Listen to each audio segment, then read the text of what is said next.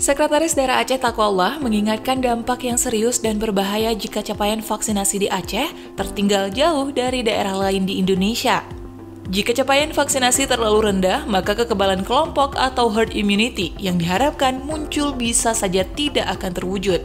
Hal itu disampaikan Taqwallah dalam setiap pertemuan dengan para geci, camat, dan kepala puskesmas se-Aceh yang digelar secara maraton dari satu kabupaten ke kabupaten lainnya sejak 2 pekan terakhir. Pertemuan itu digelar untuk mengevaluasi pelaksanaan vaksinasi COVID-19 dan pengelolaan dana desa.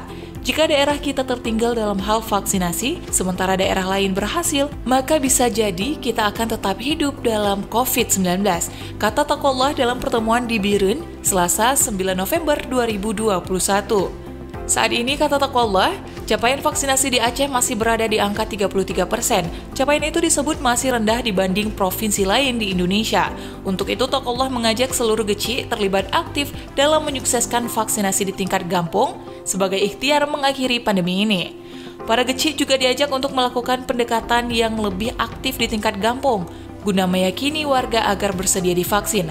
Taqwallah mengajak para geci untuk merangkul warga yang selama ini belum menjalani vaksinasi agar segera melakukannya sebagai upaya mencapai kekebalan kelompok demi mengakhiri situasi pandemi COVID-19.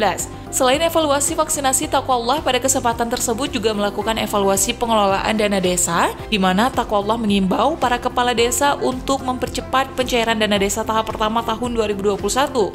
Taqwallah mengatakan, dengan tekad dan keseriusan aparatur desa, dana desa tahun 2022 dapat cair ke kas desa sebelum 10 Januari 2022.